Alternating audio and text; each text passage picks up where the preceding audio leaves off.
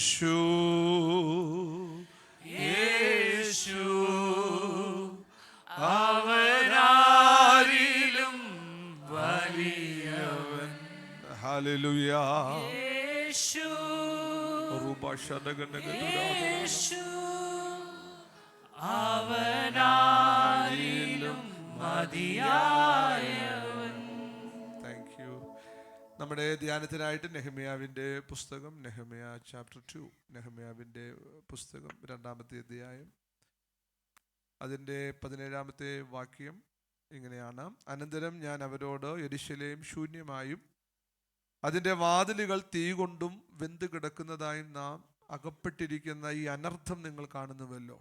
വരുവീൻ, നാം ഇനിയും നിന്ദാപാത്രമാകാതിരിക്കാതെ വണ്ണം യെരൂശലേമിൻ്റെ മതില് പണിയുക എന്ന് പറഞ്ഞു. എൻ്റെ ദൈവത്തിൻ്റെ കൈ എനിക്ക് അനുകൂലമായിരുന്നതും രാജാവ് എന്നോട് കൽപ്പിച്ച വാക്കുകളും ഞാൻ അറിയിച്ചപ്പോൾ നാം എഴുന്നേറ്റ് പണിയുക എന്ന് പറഞ്ഞു. 20-ാമത്തെ വാക്യത്തിലേക്ക് വരുമ്പോൾ, അതിന് ഞാൻ അവരോട്, സ്വർഗത്തിലെ ദൈവം ഞങ്ങൾക്ക് കാര്യം സാധിപ്പിക്കും. ആകയാൽ അവൻ്റെ ദാസന്മാരായ ഞങ്ങൾ എഴുന്നേറ്റ് പണിയും. പരിശുദ്ധ പിതാവേ, ഞങ്ങൾ ഒരുമിച്ച് ഞങ്ങളുടെ സന്നിധാനത്തിലായിരിക്കുന്നു. പാടുവാനും സ്തോത്രം ചെയ്യുവാനും ഒക്കെ ഞങ്ങളെ സഹായിച്ചല്ലോ. നല്ല സാക്ഷികളെ ഞങ്ങളുടെ നടുവ് എഴുന്നേൽപ്പിച്ചത് കൊണ്ട് സ്തോത്രം. ഞങ്ങളുടെ ആലോചനയ്ക്കായിട്ട് ഞങ്ങൾ കാതോർക്കുന്നു. പരിശുദ്ധാത്മാവേ, അങ്ങയുടെ സാന്നിധ്യം ഞങ്ങളുടെ നടുവുള്ളത് കൊണ്ട് സ്തോത്രം ചെയ്യുന്നു. അവിടുത്തെ ശബ്ദം കേൾക്കുവാനും അങ്ങയെ മഹത്വപ്പെടുത്തുവാനും ഞങ്ങളെല്ലാവരെയും തുടർന്നും സഹായിക്കണം.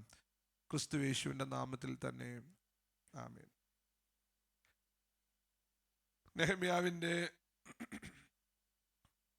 മതിൽ പണിയുടെ പശ്ചാത്തലത്തിൽ താൻ പറയുന്ന വാക്കുകളാണ് ഇവിടെ നമ്മൾ വായിച്ചത്.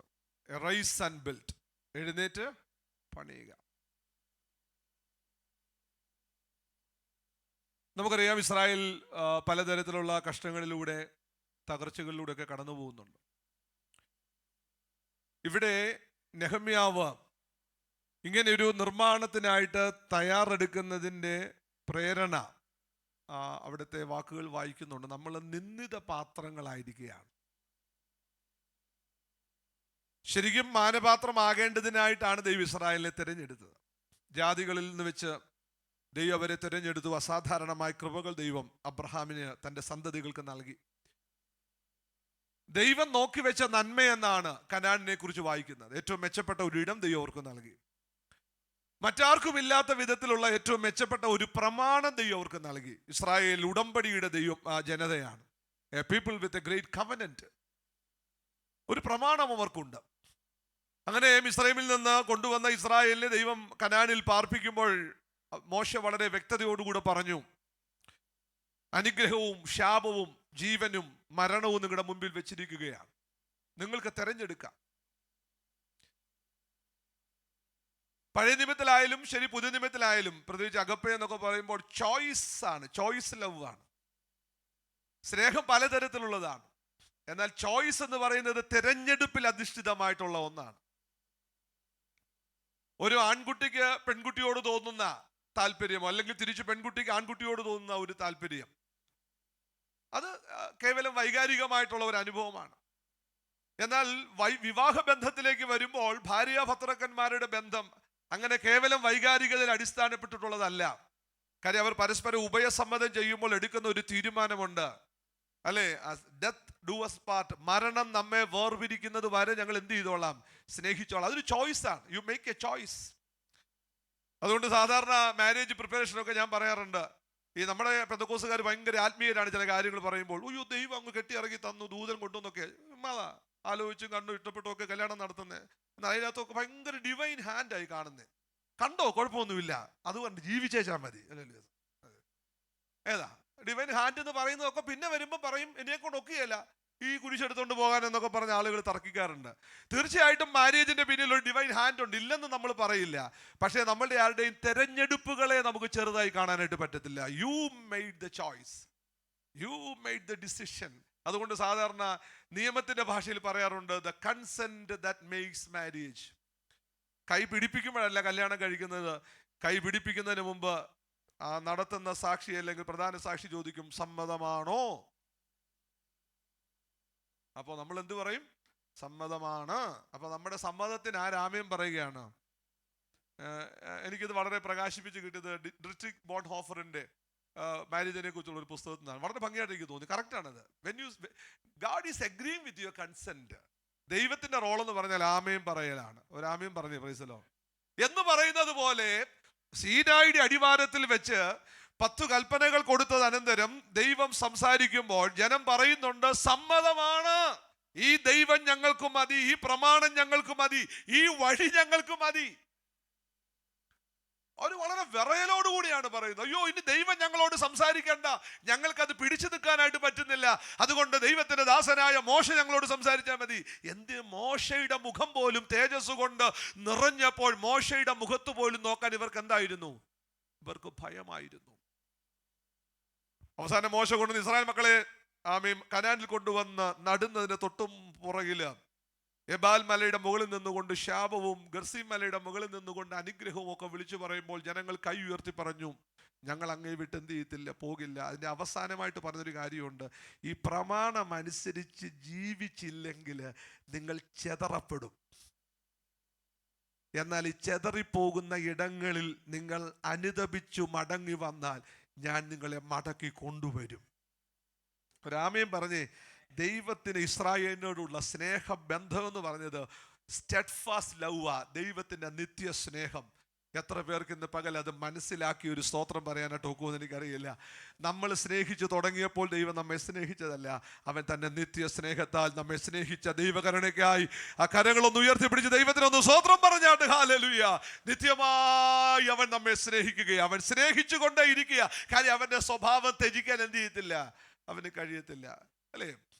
ഒരു പാട്ടുണ്ടല്ലോ അല്ലേ, എത്ര ദൂരം അല്ലേ, ഇത്രമേൽ എന്നെ സ്നേഹിച്ചിട അല്ലെ, എത്ര ദൂരം അങ്ങ് വിട്ടോടി ഞാൻ, അത്ര നേരം കാത്തുകൊണ്ടെന്നെ നീ. കുറച്ച് പാട്ടൊക്കെ പാടുന്ന പിള്ളേരൊക്കെ വരുന്ന ഓർത്ത് കർത്താവിനെ സ്തുതിക്കുകയാണ്. ദൈവം നിങ്ങളെ അനുഗ്രഹിക്കട്ടെ. ഞങ്ങളുടെ പാട്ടുകാരുടെ കൂടെ നിങ്ങളോട് പാടുക. ആമേൻ, പ്രൈസ് ദി ലോർഡ്. എത്ര ദൂരം നമ്മൾ പോയാലും അത്ര ദൂരം എന്ത് ചെയ്യാ, കാത്തിരിക്കുകയാണ്. ഇന്നലെ ബൈബിൾ സ്റ്റഡിയിൽ ഞാൻ ഓർമ്മപ്പെടുത്തിയതുപോലെ ഹോശേയയുടെ ഭാര്യ, അവൾ അടിമ കച്ചവട ചന്തയിൽ അകപ്പെട്ട സ്ഥിതിയിൽ അവളെ വില കൊടുത്ത് വാങ്ങിച്ചു ഹോശേയ 3-ാം അധ്യായത്തിൽ. പക്ഷെ ഹോശേയ വില കൊടുത്ത് വാങ്ങിയിട്ട് അവളോട് പറയുന്നുണ്ട്, നീ ഇനി തനിച്ചു പാർക്കണം, നിന്റെ അകൃത്യങ്ങൾ പരിഹരിക്കപ്പെടുന്നത് വരെ, കണ്ണുനീര് കൊണ്ട് നിന്റെ പാപം കഴുകിക്കളയുന്നത് വരെ നീ എന്ത് ചെയ്യണം, തനിച്ചു പാർക്കണം. She deserve it. ദേവദാസിയായിട്ട്, ഒരു മോഡേൺ വേർഷനിൽ പറഞ്ഞാൽ ഒരു ബാർ ഡാൻസർ ആയിട്ടോ ഒരു പബ് ഡാൻസർ ആയിട്ടോ ഒക്കെ ജീവിതത്തെ കളഞ്ഞിരുന്ന ഈ പെൺകുട്ടിക്ക് ജീവിതം വെച്ചു കൊടുത്തതാണ് ഹോശേയ. ഭാര്യ എന്ന പദവി, 3 മക്കൾ ജനിക്കുക വഴി അമ്മ എന്ന സ്റ്റാറ്റസ്. പക്ഷെ ഒരു ഘട്ടം വന്നപ്പോൾ ഭർത്താവിനെയും മക്കളെയും ഒക്കെ ഉപേക്ഷിച്ചിട്ട് വീണ്ടും വഴിതെറ്റിപ്പോയ ഈ സ്ത്രീ അവസാനം കച്ചവട ചന്തയിൽ ആരും മേടിക്കാതില്ലാതെ അധപ്പതിക്കപ്പെട്ട് ഒരടിമയായി നിൽക്കുമ്പോൾ ഈ മനുഷ്യൻ ചെന്നിട്ട് പറയുകയാണ്, അവിടെ ദൈവം നേരത്തെ പറഞ്ഞിട്ടുണ്ട്, നീ സ്നേഹിച്ചു കൊണ്ടിരിക്കാൻ അല്ലേ, കീപ് ഓൺ ലവ് ഹിയർ. അവൾ ഇങ്ങനെ വഴിതെറ്റി പോകുമ്പോഴും എന്ത് ചെയ്യാ പറഞ്ഞേ, you have to keep on love. നിന്റെ സ്നേഹം പറ്റിപ്പോകരുത്, കുറഞ്ഞു പോകരുത്. അവിടെ എന്നെ അത്ഭുതപ്പെടുത്തി ഇന്നലെ ഞാൻ പറഞ്ഞു. അതിനുശേഷം അതിന്റെ ഹാങ് ഓവർ ഞാൻ പിന്നെ ആലോചിച്ചു. എന്നിട്ട് ഈ പ്രവാചകൻ പറയുകയാണ്, നീ തനിച്ചു പാർക്കണം, ഞാനും തനിച്ചു പാർത്തോളാം. എന്നെ വല്ലാതെ സങ്കടപ്പെടുത്തുന്നുണ്ട്. ഈ ഹോശേയ എന്ത് പാപാ ചെയ്തേ? ഹോശേയ ആകെ ചെയ്ത തെറ്റെന്ത് ചെയ്തു? ഇവരെ തെരഞ്ഞെടുത്തു എന്നതല്ലാതെ, ഒരു ജീവിതം കൊടുത്തു എന്നതല്ലാതെ, ഇവളെ മാന്യതയിലേക്ക് കൈപിടിച്ച് ഉയർത്തി എന്നതല്ലാതെ എന്ത് പിഴവാണ് ഹോശേയ ചെയ്തത്? ഹോശേയ സ്നേഹത്തിന്റെ പ്രതീകമായിട്ട് നിൽക്കുക. നീ നിന്റെ അകൃത്യങ്ങൾ പരിഹരിക്കപ്പെടുന്നത് വരെയും കരയുക, കണ്ണുനീര് കൊണ്ട് നിന്റെ അകൃത്യങ്ങളെ കഴുകിക്കളയുക, തനിച്ചു പാർക്കുക. ദ ലോൺലിനെസ്, ദ സോളിറ്റ്യൂഡ് കുറച്ചുകൂടെ മനോഹാരിതയുള്ള വാക്ക്, അത് പാടില്ല, ലോൺലിനെസ് ആണ്. സ്വാത്വികന്മാർക്കല്ലേ സോളിറ്റ്യൂഡ്, ഏകാന്തതയ്ക്ക് ഒരു സൗന്ദര്യമുണ്ട്. ഏകാന്തതയും ഒറ്റപ്പെടലും രണ്ടും രണ്ടാണ്. ഹലോ, പക്ഷെ ഇന്ന് പകൽ ഞാൻ നിങ്ങളോട് പറയാം, പ്രിയ സഹോദരങ്ങളെ, വഴിതെറ്റിപ്പോയി ഒറ്റയ്ക്ക് നിൽക്കുന്ന ഈ സ്ത്രീ കണ്ണുനീര് കൊണ്ട് അവളുടെ സങ്കടങ്ങളെ അല്ലെങ്കിൽ അവളുടെ പാപത്തിന്റെ കറയെ കഴുകിക്കളയുമ്പോൾ ഒറ്റയ്ക്ക് മാറി നിൽക്കുന്ന പ്രവാചകൻ വിളിച്ചു പറയുന്ന ഒരു കാര്യമുണ്ട്. ഇസ്രായേലിനോട് പറയുകയാ, ഇനി നീ മാനസാന്തരപ്പെട്ട് തിരികെ വരുന്നത് വരെ ഇസ്രായേൽ ബഹുകാലം രാജാവില്ലാതെ യാഗമില്ലാതെ ആമേ തുറന്നു കിടക്കുക. ഇന്നും അവരുടെ വൈധവ്യത്തിന്റെ കാലം കഴിഞ്ഞിട്ടില്ല. എന്നാൽ കർത്താവ് നമ്മെ തെരഞ്ഞെടുത്ത് ആ മനോഹരമായ അവസ്ഥയിലേക്ക് കൊണ്ടുവന്ന ദൈവകൃപയ്ക്ക് കയ്യോ ഉയർത്തി ഒന്ന് സ്തോത്രം പറഞ്ഞാട്ട്. യഹൂദൻ ഇന്നും തനിച്ചാണ്. അവന്റെ കണ്ണുനീര് കൊണ്ട് അവന്റെ അകൃത്യം കഴുകിക്കളയുകയാണ്. പല ഘട്ടങ്ങളിൽ അത് ഉണ്ടായിട്ടുണ്ട്. അതിലൊരു ഘട്ടമാണ് നെഹമ്യാവിന്റെ ഒക്കെ കാലഘട്ടം. കണ്ണുനീര് കൊണ്ട് അകൃത്യം കഴുകിക്കളയുക. 3 പദങ്ങൾ അതിന്റെ പുസ്തകം തുറക്കുന്നിടത്ത് തന്നെ കാണുന്നുണ്ട്. 3 പദങ്ങൾ. അത് അവരുടെ ഇസ്രായേലിന്റെ സ്റ്റാറ്റസ് കാണിക്കുന്നതാണ്. ഈ നെഹമ്യാവ് ഉണ്ടല്ലോ, നെഹമ്യാവ് ഇപ്പോൾ ഒരു പാനപാത്ര വാഹനം എന്ന് പറയുമ്പോൾ നമ്മൾ വെയിറ്റർ ആയിട്ടൊന്നും വിചാരിക്കരുത് കേട്ടോ. വെയിറ്ററായിട്ടോ ഷെഫായിട്ടോ കുക്കായിട്ടോ ഒരു ബട്ട്ലറായിട്ടോ ഒന്നും വിചാരിക്കുക. അതിനേക്കാളൊക്കെ വലിയൊരു സ്റ്റാറ്റസ്. അന്നത്തെ കാലത്ത് സാമ്രാട്ടായിരുന്ന രാജാവ്, വലിയ ചക്രവർത്തിയുടെ ഒരു ഫുഡ് ടേസ്റ്റർ എന്നൊക്കെ പറയുമ്പോൾ വളരെ കോൺഫിഡൻഷ്യൽ ആയിട്ടുള്ള ഒരു വലിയൊരു പവറാണ്. Price the Lord. വളരെ വിശ്വസ്തനാണ് ഇയാൾ. എപ്പോഴും രാജാവുമായിട്ട് സംസാരിക്കാൻ ഇടപെടാനുള്ള സാവകാശമുണ്ട്. ഇയാളുടെ മുഖം മാറുന്നത് പോലും രാജാവ് എന്ത് ചെയ്യുന്നു? സോ അത്ര പ്രോക്സിമിറ്റി ഉണ്ട്, അത്ര അടുപ്പമുണ്ട് ഇവർ തമ്മിൽ. വലിയ നോബിൾ ജോബാണ്. ദൈവത്തിന്റെ നമുക്കറിയാം, പുറകിൽ കാണുന്നുണ്ട്. ഇസ്രായേൽ മക്കൾ ചിതറപ്പെട്ടപ്പോൾ മുതൽ ഈ പ്രവാചകൻ പറഞ്ഞിട്ടുണ്ട്, നിന്റെ മക്കളുണ്ടല്ലോ അവർക്ക് ഉന്നതന്മാരുടെ ഇടയിൽ അവർക്ക് പ്രവേശനം ലഭിക്കും, രാജാക്കന്മാർ അവരുടെ പോറ്റപ്പന്മാരും പോറ്റമ്മമാരും ആയിരിക്കുമെന്നൊക്കെ പറയുന്നുണ്ട്. ഒരു കാര്യം നമ്മൾ ഓർക്കണം കേട്ടോ, ഈ എത്ര കഷ്ടതയാന്ന് പറഞ്ഞാൽ ഈ കഷ്ടതയുടെ നടുക്കും ദൈവത്തിന്റെ ഒരു പ്രൊവിഡൻസ് ഉണ്ട്. എത്ര പേർക്ക് ഒരു ആമേൻ പറയാനായിട്ട് പറ്റും? എത്ര കഷ്ടതയുണ്ടെന്ന് പറഞ്ഞാൽ അതിന്റെ നടുവിലും ദൈവം നമ്മളെ കരുതി നടത്തുന്ന ആ ദൈവത്തിന്റെ സ്നേഹത്തിനായിട്ട് നന്ദി നിറഞ്ഞ ഹൃദയത്തോടെ ഞാൻ ദൈവത്തിന് സ്തോത്രം ചെയ്യുക. ക്ഷാമകാലത്തും നമ്മെ നടത്തുന്നവനാ നമ്മുടെ ദൈവം. അവിടെ പ്രവാചകൻ പറയുന്നുണ്ട്, നിന്റെ മക്കൾ ചെതറപ്പെടാൻ പോവുകയാ. അമ്മ നിലവിളിക്കുകയാണ്, മക്കളില്ലാകിയാൽ റാഹേൽ നെഞ്ചത്തടിച്ച് നിലവിളിക്കുന്നതായിട്ടൊക്കെ വായിക്കുന്നുണ്ട്. എന്നാൽ ഇന്ന് പകൽക്കാലം ഓർക്കണം, അവർ ചെതറിപ്പോയ ഇടത്തും ദൈവത്തിന്റെ അടയാളം അതിന്റെ മേലുണ്ടായിരുന്നു. അതുകൊണ്ട് അവരെ ദൈവം മാനിച്ചു നിർത്തിയ ദൈവകൃപയ്ക്ക് ഞാൻ നന്ദിയോടെ സ്തോത്രം ചെയ്യുക. കേവലം ഒരു ഗ്രാമത്തിന്റെ ദൈവമല്ല, ഈ ഭൂമിയുടെ മുഴുവൻ ഉടമസ്ഥനെ നമ്മൾ അബ്ബാ എന്ന് വിളിക്കുന്നത്.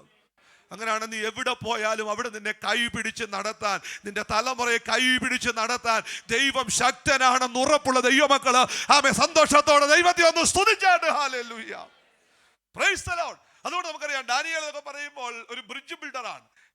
ബാബിലോണിയൻ എംപയറിനെയും മേദിയ പാർസ്യ എംപയറിന്റെ ഒക്കെ ഇടയ്ക്ക് നിൽക്കുന്ന ഒരു ബ്രിഡ്ജ് ബിൽഡറാണ് ഇയാൾ. ഉന്നതമായ സ്ഥാനമാനമായിരുന്നു. അതിനുശേഷം വരുന്ന ആളാണ് എസ്തേർ. ഈ പുസ്തകത്തിന്റെ 30 കൊല്ലം പുറകിലാണ് എസ്തേറിന്റെ ജീവിതം. എസ്തേർ രാജ്ഞിയായിട്ട് വരെ ഉയർന്നു വന്നു. ആമേൻ പറഞ്ഞേ. ഇതൊക്കെ സാധിക്കുമോ? ഇതൊക്കെ സാധിക്കും. ദൈവത്തിന് സ്തോത്രം. കീ പോസ്റ്റുകളിലേക്ക് ദൈവം തൻ്റെ മക്കളെ കൊണ്ടുവന്ന് ചേർത്ത് നിർത്തി. ആ ദൈവകൃപയ്ക്ക് നന്ദിയോടെ സ്തോത്രം. ഒരു കാര്യം ഞാൻ ഉറപ്പിച്ചു പറയാം, ഈ സഭ എന്ന മർമ്മം വെളിപ്പെടുത്തു വരുന്നതിന് മുമ്പേ സഭയുടെ പവർ ലോകത്തെ സ്വാധീനിച്ചു തുടങ്ങിയായിരുന്നു. ഇസ്രായേൽ മക്കൾ ചെതറിപ്പോയില്ലെങ്കിൽ സിനഗോഗുകൾ ഉണ്ടാകത്തില്ല.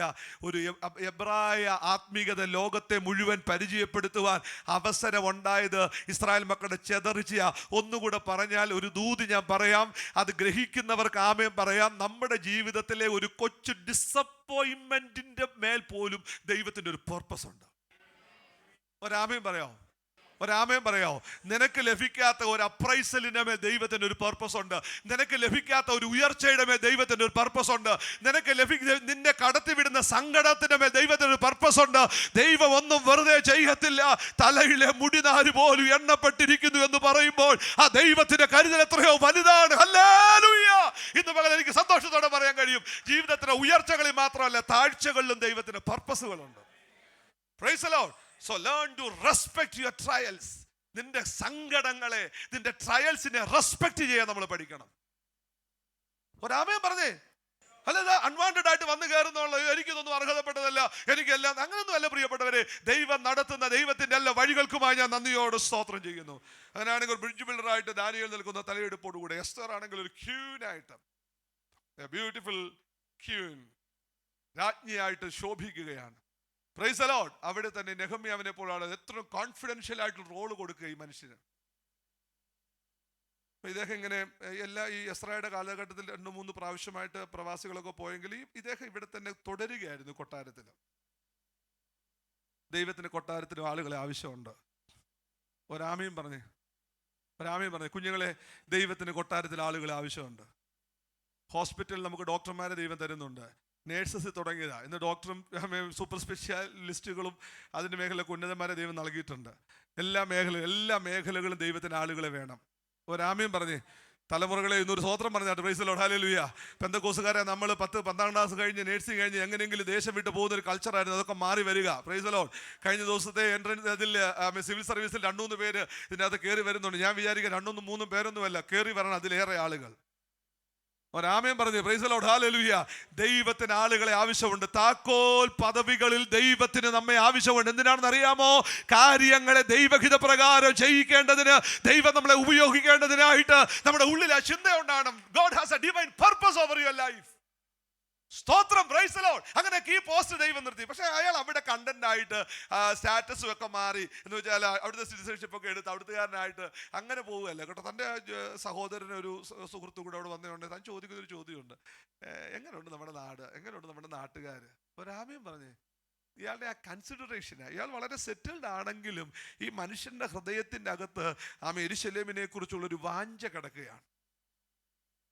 എങ്ങനെയുണ്ട് നമ്മുടെ നാട്? 3 വാക്കുകൾ അവിടെ എഴുതിയിട്ടുണ്ട്. ഒന്ന് പ്രവാസത്തിൽ നിന്ന് തെറ്റി ഒഴിഞ്ഞവർ, പ്രൈസ് ദി ലോർഡ്, സർവവേസ്. പിന്നെ വായിക്കുന്നുണ്ട് നഗരം വാതിലുകളെല്ലാം തീ വെച്ച് കിടക്കുക. റെമനന്റ് ആണ്, ഒരു അവശേഷിക്കുന്ന ഒരു കൂട്ടം ആളുകളുണ്ട്. എപ്പോഴും നമ്മൾ ഓർക്കണം, ശത്രു എത്ര പ്രബലനായിരുന്നാലും വിശ്വസ്തയോടെ നിൽക്കുന്ന ഒരു ചെറിയ കൂട്ടം എല്ലാ കാലത്തും ഉണ്ട്. രണ്ടാമതായിട്ട് നമ്മൾ വായിക്കുന്നുണ്ട്, എല്ലാം തീ വെച്ച് എന്ത് ചെയ്തെടുക്കുകയാണ്? വെന്ത് കിടക്കുകയാണ്, റൂയിനാണ്. മൂന്നാമതൊരു വാക്യമുണ്ട്, എല്ലാവരും ഞങ്ങളെ നോക്കി കളിയാക്കുക, reproach.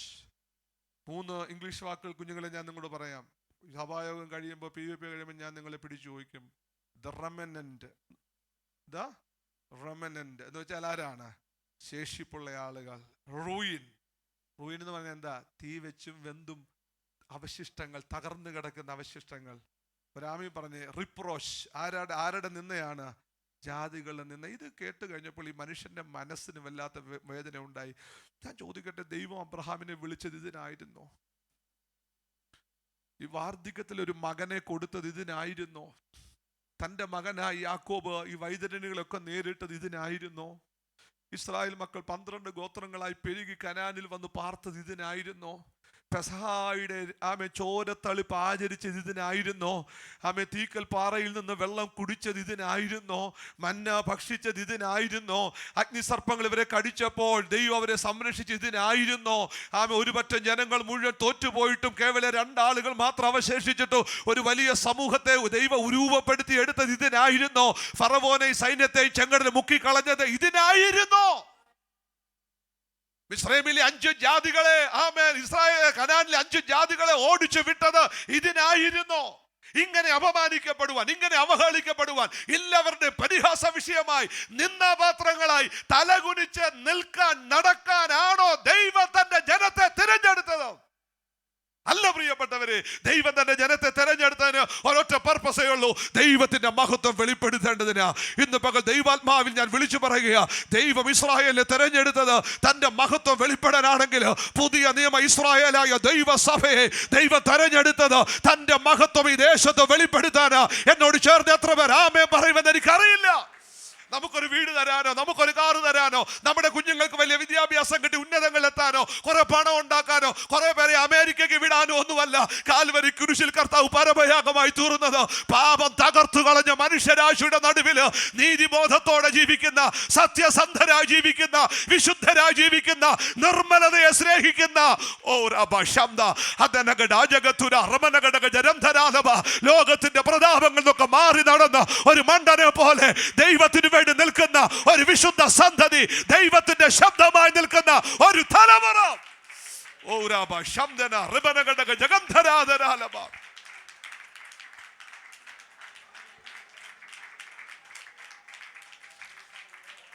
The remnant, the ruin and the reproach. ഇത് ഇസ്രായേലിന്റെ കഥയല്ല, ഇതെൻ്റെയും നിങ്ങളുടെയും കഥയാണ്. 50 കൊല്ലം 47 കൊല്ലം മുമ്പ് ഞങ്ങളുടെ കൊച്ചു ഗ്രാമത്തിൽ പെന്തക്കോസ് എന്ന് പറഞ്ഞാൽ 2 or 3 വീട്ടുകാരേ ഉള്ളൂ. എൻ്റെ കൊച്ചുനാളിൽ എനിക്ക് ചില അസുഖങ്ങളും ഒക്കെ ഉണ്ടായി. ആ സമയങ്ങളിൽ ചെറിയ പ്രായത്തിൽ 2 വയസ്സോ മറ്റോ ഉള്ളപ്പോൾ ആശുപത്രിയിലൊക്കെ കൊണ്ടുപോകാൻ ആശുപത്രിയൊന്നുമില്ല, ദൂരെ എങ്ങാണ്ട. ഡോക്ടറെ പോയി കണ്ട് മരുന്നൊന്നും നടക്കുന്നില്ല. സ്കൂട്ടറും വണ്ടിയും കാറും ലോറിയും ഒന്നും ഇല്ലാത്തൊരു കാലഘട്ടത്തിൽ ഒരു 47 കൊല്ലം പുറകിൽ ഓത്രം ഞാൻ കേട്ടിട്ടുണ്ട്. എന്നെ പിടിച്ചുകൊണ്ട് ഞങ്ങളുടെ കുരിശും തൊട്ടിയുണ്ട്, ഞങ്ങളുടെ ജംഗ്ഷൻ ഒരു കുരിശ് തൊട്ടിയുണ്ട്, കുരിശുള്ളത്. അവിടെ എൻ്റെ അപ്പൻ എന്നെ കുഞ്ഞിനെ കൊണ്ട് ഇങ്ങനെ വെച്ച് പ്രാർത്ഥിച്ചെന്നൊക്കെയാണ് പറയുന്നത്. എന്നിട്ട് തിരിച്ചു വന്നു ഓത്രം. അന്നേരത്തിന് അമ്മ പഴയ ഒരു പെന്തക്കോസ് അനുഭവമുള്ള ആളാ, സ്നാനപ്പെട്ടു വന്നിട്ടില്ല, പക്ഷെ അഭിഷേകം നേരത്തെ കൊച്ചുനാളിലെ പ്രാപിച്ചു. അമ്മ പറഞ്ഞു, നമുക്ക് പ്രാർത്ഥിക്കുന്ന നിന്നെ വീട് അവിടെ പോകാം. റബ്ബർ വെട്ടുന്നൊരു മനുഷ്യനായത്, ഒരു ടാപ്പ് ചെയ്യുന്ന ഒരാളാണ്, സാധാരണക്കാരൻ്റെ മനുഷ്യൻ. പാസ്റ്ററൊന്നുമല്ല, അവിടെ പാസ്റ്ററൊന്നും ഇല്ല, ഒരു കൊച്ചു സ്ഥലമാണ്. അവിടെ ആ പാസ്റ്ററൊന്നുമില്ല. പാസ്റ്റർ ഒന്ന് യോഗം നടത്തിച്ച് പോകുന്നത് അവിടെയൊന്നുമില്ല. ഒരു അപ്പച്ചനെ ഇങ്ങോട്ട് പോവാം. ആ കൊച്ചു ജീവിച്ചിരിക്കുക എന്നുള്ള അവരുടെ ആഗ്രഹം. അവിടെ ചെന്ന് അവിടെ ചെന്നുകൊണ്ട് അപ്പച്ചനെ അമ്മച്ചിക്ക് അവർക്ക് രോഗശാന്തി വരുമൊന്നുമില്ല. സ്വോത്രം പറഞ്ഞേ. നാട്ടിലൊരു അംഗീകാരമില്ല, സ്വീകാര്യം, നല്ലൊരു കുടുംബത്തിൽപ്പെട്ടവരാ, പക്ഷെ പെന്തക്കോസ് വന്നതോടെ അവിടെ മാന്യതയും പോയി. സ്വോത്രം. ആ അപ്പച്ചനൊരു പാട്ട് പാടിയെന്നാ മതി, എല്ലാ രോഗങ്ങൾക്കും. അപ്പം ഈ കണ്ണുനീർ തൂകുമ്പോൾ മനസ്സിലാതെ പാടി എൻ്റെ അപ്പനൊക്കെ വലിയവായി നിലവിളിച്ചെന്നൊക്കെയാ പറയുന്നത്. സ്വോത്രം. ഹല്ലേലൂയ. Praise the Lord.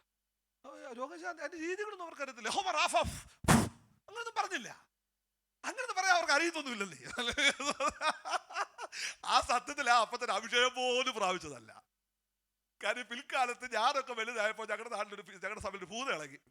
എൻ്റെ പോലെ പ്രിയ ഭൂത ഇളകുകയും അതിനെ വല്ല ഗസ്റ്റ് മാസ്റ്റർ പറഞ്ഞു, നിങ്ങൾ ശക്തമായിട്ട് ഇപ്പോൾ പ്രാർത്ഥിച്ചോണം, അല്ല ഈ ഇറങ്ങുന്ന ഭൂതം നിങ്ങൾക്ക് കയറുമെന്ന്. അപ്പോൾ ആ അപ്പച്ച പേടിച്ച് പറിച്ച് ഹല്ലേലൂയ ഹല്ലേലൂയ ഹല്ലേലൂയ പറ. ഇപ്പോഴും എനിക്ക് ഓർമ്മയുണ്ട്. പുള്ളി മരിക്കുന്നതിന് വരെ അഭിഷേകം പ്രാപിച്ചിട്ടുമില്ല. നിങ്ങൾ പറഞ്ഞു ഇതൊന്നും ഇല്ല പ്രിയപ്പെട്ടവരെ, ഒന്നും അങ്ങനെയൊന്നും ഇല്ലെന്ന്. അവർക്ക് അതൊന്നും അറിയാൻ മേല. അഭിഷേകം അന്യഭാഷ പറഞ്ഞില്ലെന്നുള്ളത് കൊണ്ട് അവരുടെ മേൽ ആത്മാവില്ലെന്നല്ല, അബ്ബാ പിതാവേ എന്ന് വിളിക്കുന്ന പുത്രത്വത്തെ ഉണ്ടായിരുന്നു. ഒരു കാര്യം അവർക്ക് ഉറപ്പോടെ അറിയാവുന്ന ഒരു കാര്യമുണ്ട്, പ്രാർത്ഥിച്ചാൽ ദൈവം പ്രവർത്തിക്കും. ഇന്ന് പകൽ ഞാൻ ഉറപ്പോടെ പറയാം, പെന്തക്കോസ്തിന്റെ ചൈതന്യം എന്ന് പറയുന്നത് ആമേ തലയെടുപ്പുള്ള നേതാക്കന്മാരോ വിദ്യാസമ്പന്നരായ പ്രഭാഷകന്മാരോ ആമേ പണ്ഡിതന്മാരായ സഭാജനങ്ങളോ സാമ്പത്തികത്തിൽ മെച്ചപ്പെട്ടവരോ ഒന്നും ആയിരുന്നില്ല. കൃപ ലഭിച്ച ഒരുപറ്റം ആളുകൾ അവരറിഞ്ഞ സത്യത്തിന് വേണ്ടി നിഷ്കളങ്കതയോടെ ദൈവത്തെ സേവിച്ചു. Praise the Lord. The test of righteousness is sincerity. ഇന്നത്തെ ബൈബിൾ ക്ലാസ്സിൽ പറഞ്ഞാൽ നിങ്ങൾ ആരും വരാത്ത കൊണ്ടാണ് ബൈബിൾ ക്ലാസ്സിൽ കാര്യം ഇപ്പൊ പറയേണ്ടി വരുന്നത്. ഭക്തി എന്ന് പറയുന്നത് എന്നാണെന്ന് അറിയാമോ? ഭക്തി നിങ്ങളുടെ വെള്ള ഉടുപ്പല്ല, ഭക്തി നീ മീശ പഠിച്ചതല്ല, ഭക്തി തലമുടി പറ്റ വെട്ടുന്നതല്ല, ഭക്തി ലെതർ ചെരുപ്പിടുന്നതല്ല, കുനിഞ്ഞ് നടക്കുന്നതല്ല, ആമേ ജനറൽ ബോഡിക്ക് മുമ്പ് എഴുന്നേറ്റ് പോകുന്നതല്ല ഭക്തി. അതൊന്നുമല്ല ഭക്തി. അത് പേടിയാ, ഭയമാ, നീതിബോധം ഇല്ലായ്മയാ. ശരിക്കുമുള്ള ഭക്തി എന്ന് പറഞ്ഞാൽ സിൻസിയറിറ്റിയാ, പരമാർത്ഥതയാ. എത്ര പേർക്ക് ഞാൻ പറഞ്ഞ മനസ്സിലാവുന്നുണ്ടോ? ഞാനൊരു കാര്യം ഞാൻ തുറന്നു പറയാൻ പ്രിയപ്പെട്ടവരെ, നമ്മുടെ അപ്പച്ചന്മാർ 100 കൊല്ലം മുമ്പ് അവർക്കൊന്നും ഇല്ലായിരുന്നെങ്കിൽ പരമാർത്ഥികളായിരുന്നു. നാട്ടുകാരൊക്കെ അവരെ പരിഹസിക്കുമായിരുന്നു, പക്ഷെ രഹസ്യമായിട്ട് അവർ പ്രാർത്ഥിപ്പിക്കുമായിരുന്നു. ഒരു സ്തോത്രം പറഞ്ഞേ. ഒരു അത്ര പേർക്ക് എന്നോട് ചേർന്ന് രാമ്യം പറയാനൊക്കെ. അവരാരും പണ്ഡിതന്മാരല്ല, പഠിത്തമുള്ള 1 or 2 പേരെ അന്നും ഉള്ളായിരുന്നു. Price the Lord. എന്നാൽ ഇന്ന് പകൽ ഗൗരവത്തോടെ ഞാൻ പറയാം, പരമാർത്ഥത കൈവിടാത്തൊരു തലമുറ നമ്മുടെ പുറകിലുണ്ട്. എത്ര പേർക്ക് ഞാൻ പറഞ്ഞ മനസ്സിലാകുന്നുണ്ടോ? പുറമേ ലോകം നമ്മെ പരിഹസിക്കുമ്പോഴും പുച്ഛിക്കുമ്പോഴും അകമേ ലോകത്തിന് ഭയമായിരുന്നു. ഒന്നുകൂടെ പറഞ്ഞാൽ നമ്മുടെ കൂട്ടായ്മ അവർ ഭയപ്പെട്ടിരുന്നു, നമ്മുടെ ആരാധനയെ ലോകം ഭയപ്പെട്ടിരുന്നു. ഒരു ദൈവവചന അന്യഭാഷ പറയുമ്പോൾ മറുവശത്ത് ആളുകൾ വിറച്ചു പോകുമായിരുന്നു. ആമേ കെടികെട്ടിയ ആഭിചാരകന്മാരുടെ ആഭിചാരത്തിന്റെ ബന്ധനങ്ങളെ പോലും പ്രാർത്ഥനാ മുറിക്കകത്ത് ഭേദിച്ച ഒരു തലമുറ നമ്മുടെ പുറകിലുണ്ട്. ഇന്ന് പകൽ ഇതിന്റെ അകത്ത് വെളിപ്പാടുള്ള ദൈവമക്കളെ ഓർത്ത് ഞാൻ ദൈവത്തിന് സ്തോത്രം പറയുക. ദൈവമക്കളുടെ സൗന്ദര്യം അവരുടെ നിഷ്കളങ്കതയാ, ദൈവമക്കളുടെ സൗന്ദര്യം അവരുടെ പരമാർത്ഥതയാ, ദൈവമക്കളുടെ സൗന്ദര്യം അവരുടെ വിശുദ്ധ ജീവിതമാ. എത്ര പേർക്ക് എന്നോട് ചേർന്ന് ദൈവത്തിന് സ്തോത്രം ചെയ്യാനായിട്ട് പറ്റും? Praise the Lord. വളരെ വളരെ വളരെ വളരെ വളരെ വളരെ വളരെ വളരെ വ്യഥയോടുകൂടെ ഞാൻ പറയട്ടെ, അഴുകി തുടങ്ങുന്ന ഒരു ശരീരത്തിന്റെ ഭാഗമായിട്ടാണ് ഞാൻ നിങ്ങൾ നിൽക്കുന്നത്. ആളുകൾക്ക് ഇന്നത് പരിഹാസമാണ്, ആളുകൾക്ക് ഇന്നൊരു പുച്ഛമാണ്. ഇതാണോ പെന്തക്കോസ്ത്? ഇതാണോ? കഴിഞ്ഞ ദിവസം ഒരു കല്യാണത്തിന് ഞാൻ പങ്കെടുത്തു. ഇന്നിപ്പോൾ ഞാൻ ഇതിനകത്ത് സജക്ഷൻ്റെ അകത്ത് വന്നപ്പോൾ ആ കല്യാണത്തിൽ ചില ഷോർട്സ് എല്ലാം കൂടി ഒരാൾ ബ്ലോഗ് ചെയ്തിരിക്കുക. ആ ബ്ലോഗിൻ്റെ അകത്ത് താഴെ കമൻറ്റുകളുടെ ഘോഷമാണ്. ഇതാ പെന്തക്കോസാണെന്ന് വെച്ചാൽ സ്വർണത്തിൻ്റെ ഒരു കുറവേ ഉള്ളല്ലോ. കാര്യം അത്ര ദൂർത്തും ആഡംബരവും കാണിച്ചിരിക്കുക. ലോകത്തിൻ്റെ മുമ്പിൽ അപമാനിക്കപ്പെടുകയാണ് ദൈവനാമം. വല്ലോ ഫീലിംഗും ഉണ്ടോ? ഹലോ, ഈ മനുഷ്യൻ, ഞാൻ അത്ഭുതപ്പെടും നെഹമ്യാവിനെ. ഒരു ശേഷിപ്പ് എല്ലായിടത്തുമുണ്ട്. ശേഷിപ്പായിട്ട് നിൽക്കാനായിട്ടല്ല, ഇടിച്ച് തെറിച്ച് കിടക്കുന്ന റൂയിൻസ്, അവശിഷ്ടങ്ങളുണ്ട്. ആമീൻ, അപമാനമുണ്ട്. എന്നാൽ അതിൻ്റെ നടുവിൽ ഇത് നെഞ്ചിലേക്ക് ഏറ്റി ഒരു മനുഷ്യൻ പ്രാർത്ഥിച്ചു തുടങ്ങുക. ഇന്ന് പകൽ ഞാൻ ഒരു കാര്യം പറഞ്ഞ് പെട്ടെന്ന് അവസാനിപ്പിക്കേണ്ടതുണ്ട്. ഏറ്റവും ഗൗരവമായ ദൈവപ്രവൃത്തി വെളിപ്പെടണമെങ്കിൽ പ്രാർത്ഥിക്കാൻ നമ്മൾ തയ്യാറാവണം. ഒരു സ്തോത്രം പറയാമോ? നെഹമ്യാവ് ആളുകളെ കൂട്ടി ഇയാൾ ഉപവസിക്കുക, ഇദ്ദേഹം പ്രാർത്ഥിക്കുക, സമയം നിശ്ചയിച്ച് ദൈവസന്നിധി നിലവിളിക്കുക. താൻ പറയുന്നൊരു വാചകമുണ്ട്, കർത്താവേ, ഞങ്ങൾക്ക് തെറ്റുപറ്റിപ്പോയി. ഇന്ന് സംഭവിച്ച സകല പിഴവുകളുടെയും ഉത്തരവാദിത്വം ഞങ്ങൾ ആരുടെ മേലും കെട്ടിവെക്കുന്നില്ല. അത് ഞങ്ങൾ സ്വയം ഏറ്റെടുക്കുക. ഞങ്ങൾ ചെയ്തു കൂട്ടിയ അനുസരണക്കേടിൻ്റെ ഫലമാണ് ഞങ്ങൾ ഇന്ന് അനുഭവിക്കുന്ന അപമാനം. എന്നാൽ ഇത് നീങ്ങിപ്പോകണം. ഞങ്ങളുടെ നടു കുനിഞ്ഞെടുത്ത്, ഞങ്ങളുടെ തല കുനിഞ്ഞെടുത്ത്, ഞങ്ങൾ പരിഹസിക്കപ്പെടുന്നിടത്ത് നിന്റെ നാമം മഹത്വപ്പെടണം. അതിനുവേണ്ടി കർത്താവേ, ഞങ്ങൾ നിന്റെ മുഖത്തേക്ക് നോക്കുക. ആമേ, തെറ്റുകളുടെ ഉത്തരവാദിത്തങ്ങൾ ഏറ്റെടുത്തുകൊണ്ട് കരുണയ്ക്കായി കർത്താവിനോട് അപേക്ഷിക്കുക. എത്ര പേർക്ക് എന്നോട് ചേർന്നൊരു സ്തോത്രം പറയാനൊക്കെ എനിക്കറിയത്തില്ല. ഈ മനുഷ്യൻ പ്രാർത്ഥിച്ചു തുടങ്ങിയപ്പോൾ ആമേ, തനിക്ക് അറിയത്തില്ല എന്തെങ്കിലും സാധ്യതകൾ വരുമോന്ന്. പിന്നെ പ്രാർത്ഥന കൂടി, ഉപവാസം കൂടി, ദിവസങ്ങൾ മുന്നോട്ട് പോകും തോറും ആമേ, തടസ്സങ്ങൾ തന്റെ മുമ്പിൽ ചെറുതായി ലോപിച്ചു വരിക. ആദ്യത്തെ ദിവസത്തെ ഒന്നാമത്തെ പ്രാർത്ഥനയല്ല കേട്ടോ, ഇന്ന് വിടുതൽ വെളിപ്പെടണമെന്ന് താൻ പ്രാർത്ഥിക്കുന്നത്. കുറെ നേരത്തെ നിരന്തരമായ പ്രാർത്ഥനയുടെ ഒരു ദിവസം വന്നപ്പോൾ താൻ ഇങ്ങനെ പ്രാർത്ഥിച്ചു. ഒരു റേമ പോലെ ദൈവത്തിന്റെ ആത്മാവ് തന്റെ അധരത്തിന്റെ മേൽ കയറി വന്നിരുന്നു കാണും. ഇന്ന് ഈ മനുഷ്യന്റെ മുമ്പിൽ എനിക്ക് കൃപ ലഭിക്കണം. എത്ര പേർക്ക് എന്നോട് ചേർന്ന് സ്തോത്രം പറയാനൊക്കും? ഇതൊരു ദിവസത്തിന്റെ പ്രാർത്ഥനയല്ല, നിരന്തരമായ പ്രാർത്ഥനയുടെ ഒടുവിൽ അധരത്തിന്റെ മേൽ ഒരു ശബ്ദം വന്നു. ഈ ദിവസം എന്റെ ദിവസമാ. ഈ ദിവസം എനിക്ക് വേണ്ടി ദൈവം പ്രവർത്തിക്കുന്ന ദിവസമാ. ഈ ദിവസം ജാതിക രാജാവിനെ ദൈവം തൊടുന്ന ദിവസമാ. എനിക്കറിയത്തില്ല എത്ര പേർക്ക് ദൈവത്തിന് സ്തോത്രം പറയാനൊക്കുമെന്ന്. രഹസ്യമായി പ്രാർത്ഥിച്ചു തുടങ്ങുന്ന ദൈവത്തിന്റെ പൈതലെ, നിന്റെ പ്രാർത്ഥന എന്നും കേൾക്കാതെ പോകില്ല. ബധിരമായ കാതുകളല്ല നീ പ്രാർത്ഥിക്കുന്നത്. നീ പ്രാർത്ഥിക്കുന്നത് കേൾക്കുന്ന ഒരു ദൈവമുണ്ട്. നിന്റെ പ്രാർത്ഥന സ്പർശിക്കുക. എവിടെ? സ്വർഗസിംഹാസനത്തെ തൊടുക. അത് സ്വർഗസിംഹാസനത്തെ മാത്രമല്ല, ഭൂമിയിലെ അധികാരങ്ങളെ തൊടുന്നതാകട്ടോ. ഇന്ന് പകൽ ഒരുമിച്ചൊന്ന് സ്തോത്രം ചെയ്യാമോ? നെഹമ്യാവിനെ പോലെ പ്രാർത്ഥിപ്പാൻ, നെഹമ്യാവിനെ പോലെ ഉപവസിപ്പാൻ, നെഹമ്യാവിനെ പോലെ നിലവിളിക്കാൻ, ദേശത്ത് ദൈവമഹത്വം വെളിപ്പെടാൻ. ഇന്ന് പകൽ ആത്മാവ് നിന്റെ മേലുണ്ട്, ആ സാന്നിധ്യം നിന്റെ മേലുണ്ട്.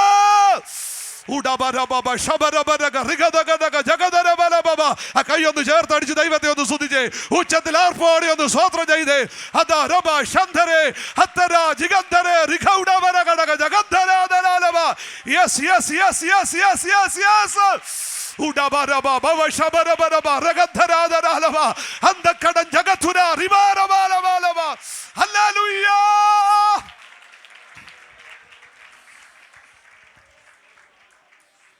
ഒറ്റ ആഗ്രഹം, നിന്റെ നാമം മഹിമപ്പെടണം.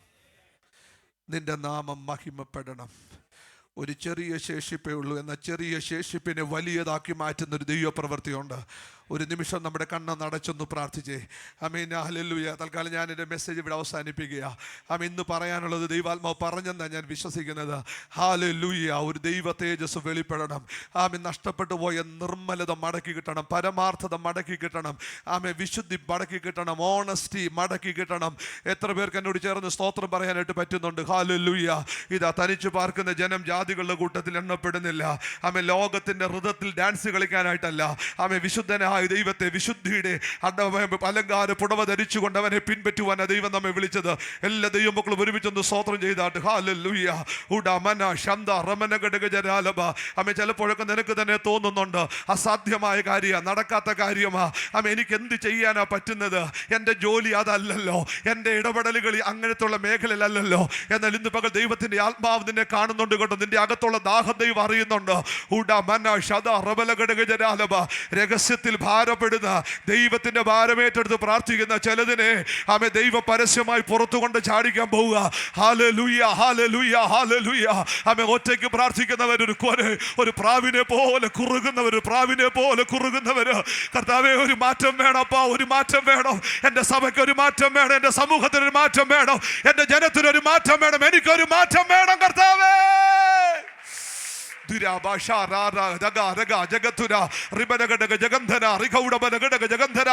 അല്പനേരം ഒരുമിച്ച് സ്വോത്രം ചെയ്തേ. ഇതൊരാൾക്കൂട്ടത്തിന്റെ ആരവമല്ല, ഇതൊരു വലിയ ജനത്തിന്റെ ബഹളമല്ല. ഒറ്റയ്ക്ക് പ്രാർത്ഥിക്കുന്ന, ഒറ്റയ്ക്ക് നിലവിളിക്കുന്ന ഒരു ഹല്ലേലൂയ, ഒരു ജനറേഷൻ ദൈവം അന്വേഷിക്കുക.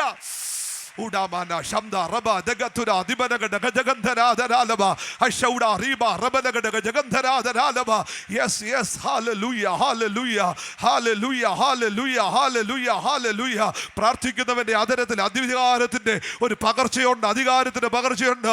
ഈ മനുഷ്യൻ പറയുക, ഇന്ന് ഈ ദിവസം ഈ മനുഷ്യനിൽ നിന്ന് ഇയാൾ എത്ര വലിയ ആളായാലും മനുഷ്യനാകട്ടോ, എത്ര അധികാരങ്ങൾ കൈകാളുന്ന ആളുകളായാലും അവരൊക്കെ കേവലം മനുഷ്യന്മാരാ.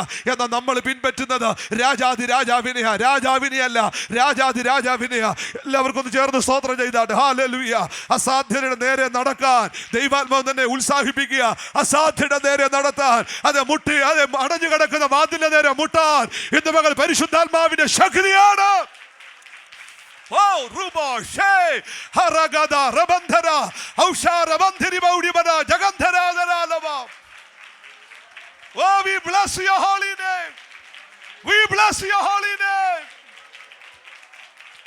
We bless your holy name. എപ്പോഴും ഓർത്തോണേ, നമ്മുടെ അകൃത്യങ്ങളുടെ മുഴുവൻ ഭാരം, നമ്മുടെ അകൃത്യങ്ങളുടെ മുഴുവൻ ബർഡൻ അനുഭവിച്ചത് ക്രിസ്തു.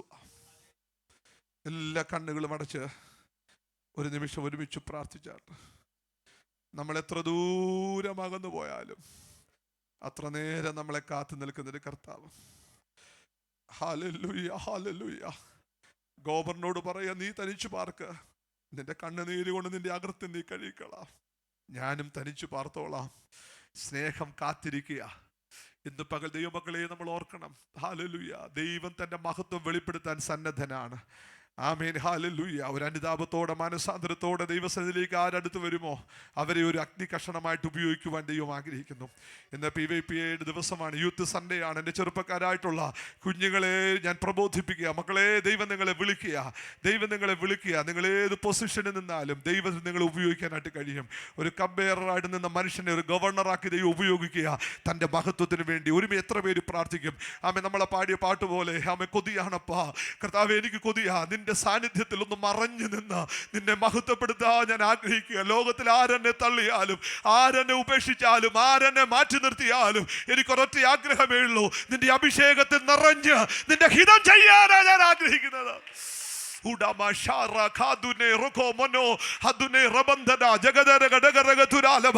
മെയ് മാസത്തിന്റെ ആദ്യ സൺഡേ ദൈവത്തിന്റെ ആത്മാവ് നിന്നെ വിളിക്കുക. ദൈവത്തിന് നിന്നെ ആവശ്യമുണ്ട്. അവന്റെ വയലിൽ ദൈവത്തിന് നിന്നെ ആവശ്യമുണ്ട്. അവന്റെ ശബ്ദമായി നിൽപ്പാൻ ദൈവത്തിന് നമ്മെ ആവശ്യമുണ്ട്. ഇന്ന് പകൽ ദൈവത്തിന്റെ സാന്നിധ്യം ഇതിന്റെ അകത്ത് ആമേൻ എഴുന്നള്ളി വന്നിട്ടുണ്ട്. എത്ര പേർ അത് അനുഭവിക്കുന്നത് എനിക്കറിയില്ല. ദൈവത്തിന്റെ പരിഗണനകൾ നമ്മുടെ പരിഗണനകളാകട്ടെ. ദൈവത്തിന്റെ ഭാരം നമ്മുടെ ഭാരമാകട്ടെ. ദൈവത്തിന്റെ മഹത്വം നമ്മുടെ ലക്ഷ്യമാകട്ടെ.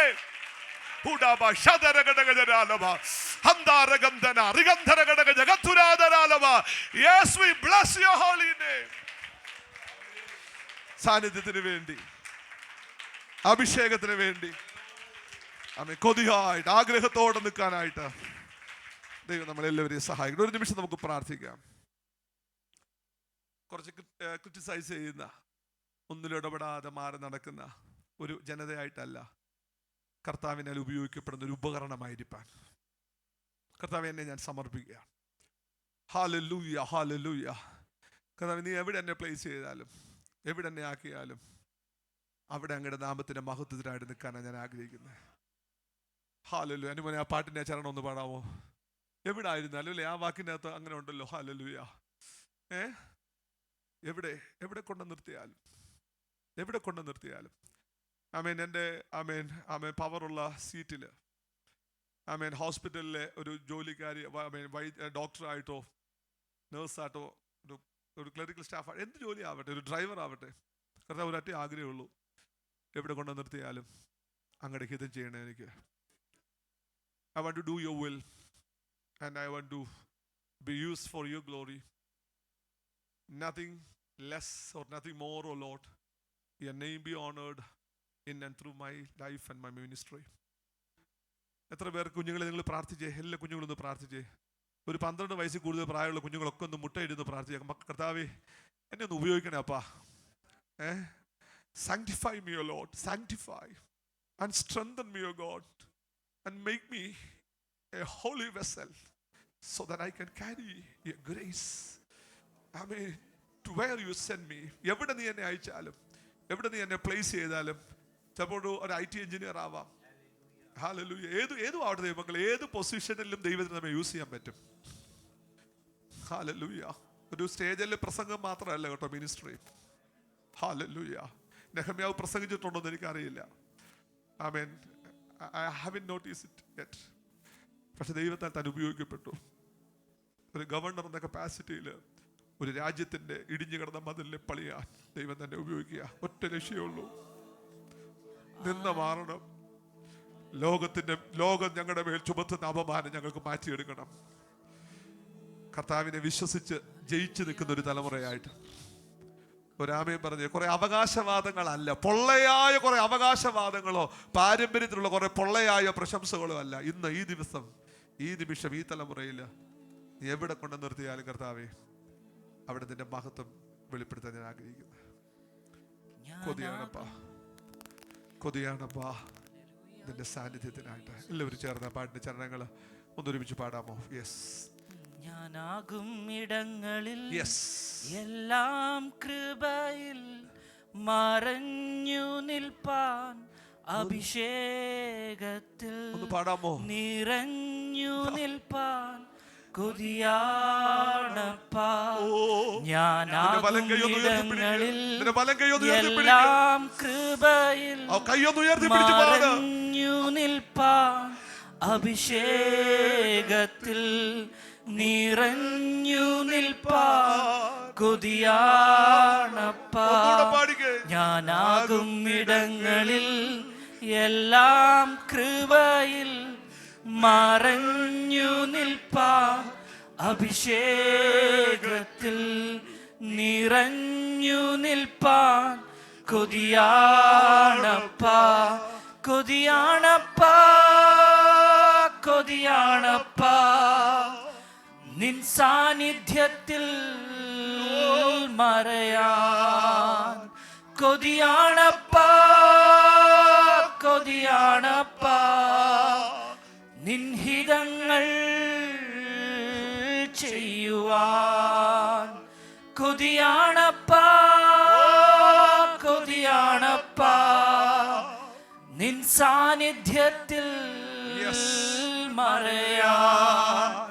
കൊതിയാണപ്പാ, കൊതിയാണപ്പാ, നിൻ ഹിതങ്ങൾ ചെയ്യുവാൻ. ആരെല്ലാം തള്ളിയാലും ഏകനാകും അവസ്ഥയിലും സാന്നിധ്യത്തിൻ മറഞ്ഞു നിന്നിഷ്ടം നിറവേറ്റാൻ കൊതിയാണപ്പാ. ആരെല്ലാം തള്ളിയാലും ഏകനാകും അവസ്ഥയിൽ സാന്നിധ്യത്തിൽ മറഞ്ഞു നിന്നിഷ്ടം നിറവേറ്റാൻ കൊതിയാണപ്പാ. കൊതിയാണപ്പാ, കൊതിയാണപ്പാ, നിൻ സാന്നിധ്യത്തിൽ മറയാൻ. കൊതിയാണപ്പാ, കൊതിയാണപ്പാ, നിൻ ഹിതങ്ങൾ ചെയ്യുവാൻ. കൊതിയാണപ്പാ, കൊതിയാണപ്പാ, നിൻ സാന്നിധ്യത്തിൽ മറയാൻ. കൊതിയാണപ്പാ, കൊതിയാണപ്പാ, നിൻ ഹിതങ്ങൾ